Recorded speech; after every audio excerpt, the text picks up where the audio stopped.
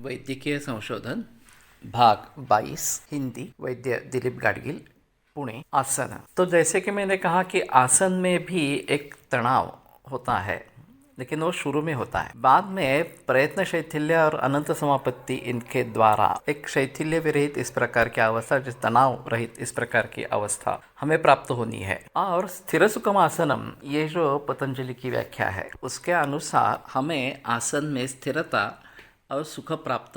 अब बात यह है कि शुरू में काफ़ी तनाव इसमें रह सकता है और आसनों के कई सारे प्रकार हैं, तो उनमें से किस व्यक्ति के लिए कौन सा आसन ज़्यादा उपयुक्त है इसके बारे में थोड़ा देखना पड़ेगा। उनके जो नाम है, नाम के अनुसार और उस व्यक्ति की आवश्यकता के अनुसार ये आसन इनके लिए अच्छा है, इस प्रकार का कुछ निर्णय करना है। और फिर उसको कोशिश करनी है उस आसन स्थिति को प्राप्त करने की, और जिसमें स्थिर सुख हो इस प्रकार की स्थिति प्राप्त होने। तो ये समय लेने वाला इस प्रकार का होता है। धीरे धीरे ये शरीर उसके लिए तैयार हो जाता है और फिर स्थिर सुखम आसनम इस प्रकार की स्थिति प्राप्त हो। बीच में ऐसा भी प्रचलन हुआ था कि अगर ये स्थिति प्राप्त हो नहीं रही है तो जबरदस्ती करके उसको उस प्रकार की स्थिति पर लेके जाना ये करना चाहिए, ऐसा कुछ मत प्रचलन में था।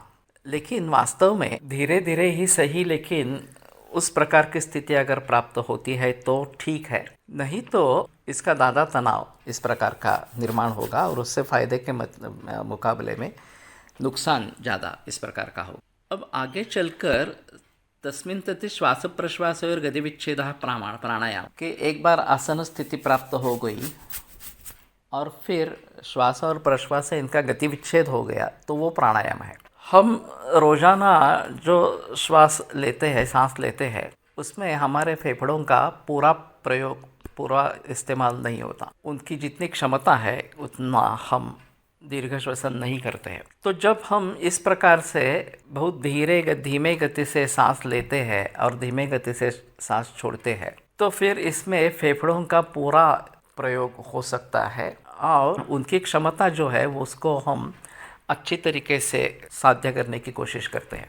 तो ऐसा करने से सांस की गति काफ़ी धीमी इस प्रकार की हो जाती है, और ये इतनी धीमी हो जानी चाहिए कि जैसे कि सांस ले ही नहीं रहे हैं। पूर्ण गति विच्छेद, सांस लेना और सांस छोड़ना, इसका गति विच्छेद इस प्रकार का हो गया है, वो वास्तव में प्राणायाम इस प्रकार का है। कपालभाति भस्त्रिका, इसमें जो सांस की गति बढ़ाई जाती है वो वास्तव में प्राणायाम नहीं है, वो केवल उसकी पूर्व तैयारी के इस प्रकार के व्यायाम जैसे है। लेकिन असल में प्राणायाम जो है तो श्वास प्रश्वास और गति विच्छेद प्राणायाम, इस सूत्र के आधार पर इन दोनों की गति मानो रुक जाना, इस प्रकार की स्थिति अगर हो जाती है तो वो प्राणायाम इस प्रकार का कहलाएगा। तो अगर हम इस प्रकार से फेफड़ों का पूरा इस्तेमाल करते हैं, उनकी पूरी क्षमता से सांस लेना छोड़ना ये बातें करते हैं, तो हमारी ज़रूरत सांस लेने की कम हो जाती है।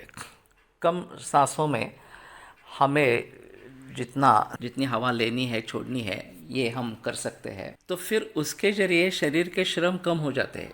यद्यपि प्राणायाम ये भी एक तरीके का आयाम है, लेकिन ये जो उसमें तनाव है वो इस प्रकार का तनाव कि जिसमें श्रम हो रहे हैं, इस प्रकार का तनाव नहीं है।